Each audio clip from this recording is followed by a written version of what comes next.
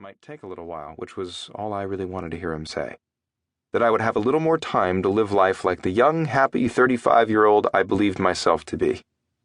The air blowing in from our open windows smelled like overheated livestock and corn that had passed its prime. I could picture the exact stage of transformation that the kernels on the mature stalks would be entering at that moment. The extreme heat had forced early harvests, and they were already losing their plump, yellow corn complexions as the sugars dulled to starch. I knew those smells. I knew that the cut stalks were already so sharp that if you ran through them in your bare feet, they could slice right through the skin. These were passive memories, absorbed unknowingly in childhood and left dormant for the years I'd been away from Vermont.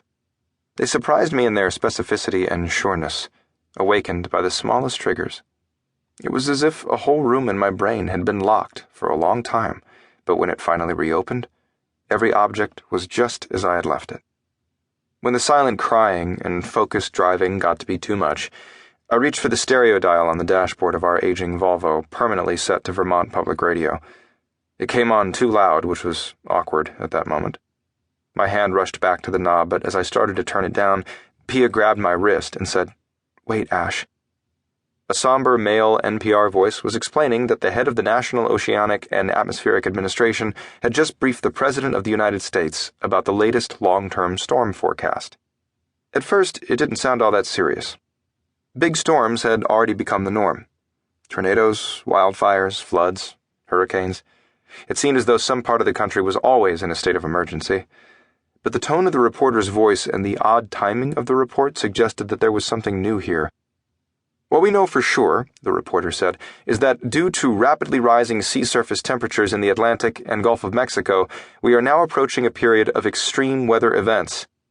NOAA is predicting as many as 30 named tropical storms and hurricanes in the coming months, along with likely heat waves and drought and even severe blizzards.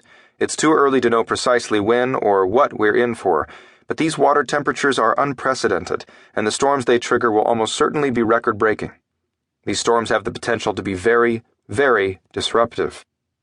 He said disruptive with emphasis. We were expected to infer larger things from the restrained word. "Jesus," I said out loud. Pia had stopped crying. She was leaning in toward the dashboard as if coaxing the news out of the speakers. "How firm is this science?" a female interviewer asked the male voice, and I wished that we had heard the report from the beginning. "Government scientists say the data on rising seawater temperatures and levels are reliable. They are less certain about how these variables will interact with other weather forces. Storm experts that I've spoken with say there is a plausible worst-case scenario that the government doesn't want to talk about just yet." "And what's that?" "If this warm air above the Atlantic collides with a colder pressure system from the west, they could create a sort of superstorm along the eastern seaboard that could be positively devastating. But again, no government officials have made such a warning.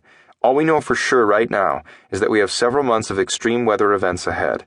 But I believe this is the first time the federal government has issued such an early and emphatic warning of this kind, so it must be dire."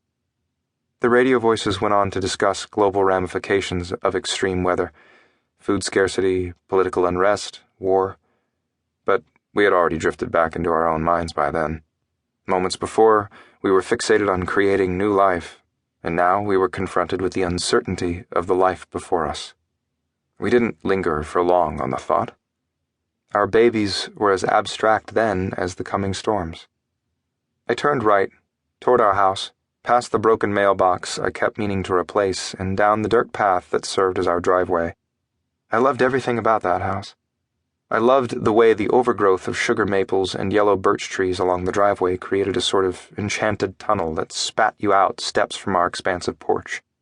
I really loved the way the porch, crowded with potted plants and mismatched furniture, wrapped all the way around the faded yellow farmhouse. This was our dream home in our dream life, and though we had been there for only 3 months, it felt as if we were always meant to live there. The yellow farmhouse was the realization of all the fantasies born from our marriage. To be there, finally, was a victory.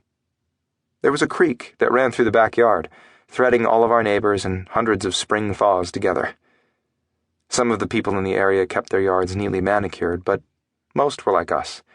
They mowed now and then, but they gave the wildflowers a wide berth and relished a sight of a deer, or, even better, a brown bear snacking on the